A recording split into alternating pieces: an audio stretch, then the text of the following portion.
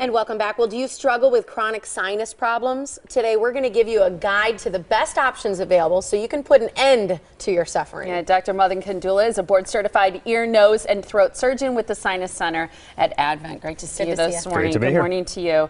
I always, we talked about second opinions, and I always feel like if I were to say to any doctor that I have, I'd like to get a second opinion, that I would offend him or her, that it would be like I was saying, I don't trust your opinion. And you might. I mean, we're human. I guess I'd say I certainly hear lots of sort of, not horror stories, but yeah, that kind of a feel when I see patients for second opinions. I think it's a little bit like an elephant in the room sometimes, where there certainly is nothing wrong with it. It's sometimes the right thing to do. Part of that's just being comfortable and confident with whomever is treating you. And if you don't have that confidence or comfort level, then by all means, seeking out another opinion is fine. And, for my patients, sometimes I think, maybe either I sense it or they sense it that, maybe this just isn't the right thing, or maybe they're looking for something that we're not talking about as far as other options, those sorts of things. So we try to pride ourselves in providing all the options that are out there, but, each person needs to kind of find their own pathway towards help. Well, and a lot of times not all the places do the new and innovative sinus surgeries, and that's one thing that you do a lot. So you see a lot of those second opinions yourself. A lot of them are coming to you. Right. And do you think that's because of the offers that you have, the innovations that you have in the surgeries? I think so. I mean, it's part of that's just, folks kind of know that we exist, and that's part of why we're here, is to let folks we exist. Part of it's because we do things differently, and differently than really any other practice really in the state. And so our main focus is trying to get somebody better.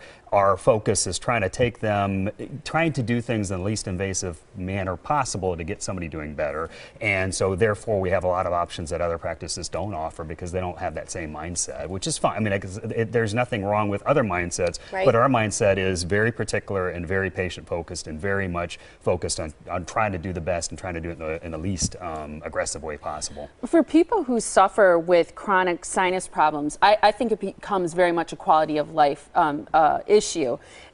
What about people who've had a treatment or have already had some sort of surgery but haven't gotten the relief that has led to a better quality of life? Do you see them? Are there still other things that you can do or try to help them get the relief? Oftentimes, and I think lots of folks I think a lot of folks come in and they are sort of surprised that we have options that they haven't heard about, and they're surprised to learn about some of those options, and sometimes disappointed that they didn't learn those options before they had something done. And so once they've had something done, if it hasn't gotten somebody where they want to be, then it depends. It depends on what they look like, depends on what their anatomy looks like and what's going on for them. But oftentimes, most of the time, we can offer something that's going to move them forward.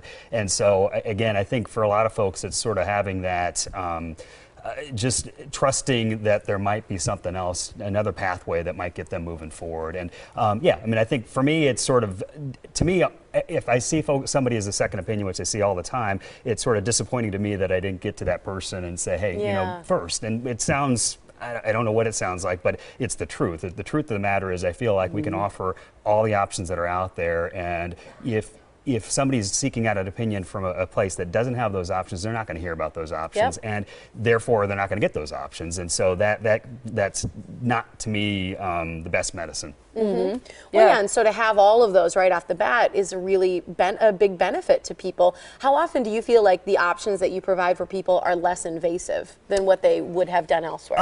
Most of the time. So, basically, when we talk through, if somebody has issues enough that they need something done to correct them, we're going to talk them up the ladder of, one option. A lot of times with the stuff I deal with is to do nothing. This is what you've got. You can do nothing. We talk about medication options. We talk about in-office options, which a lot of times that's where we're steering folks towards these days, because we can do a lot of things very quickly, efficiently, no downtime kind of stuff. But if that's not the right fit for somebody, we'll talk about going up the ladder surgery-wise. And it's really finding the right fit for each individual person. So some folks may say, I don't want to have anything done in the office. I don't want to be sort of messing around and dealing with you messing around with me, that kind of thing. Some folks would rather avoid surgery at all costs. Some folks come in and literally it's just, I just want to get better. I don't I don't know. I'm not a doctor kind of thing, and that's fine. So there's nothing wrong with any of those viewpoints. Well, and I think people, they see a surgeon and they think, oh, that means I'm going to have surgery. But the reality is you're a specialist in this. You're going to try the least conservative thing first. And I think along with providing all the options and you doing so many of the procedures, yourself, and more than other practices in Wisconsin, you've also had the surgeries yourself. Sure. So you're coming from that perspective, both as a patient and a doctor. Right. Yeah.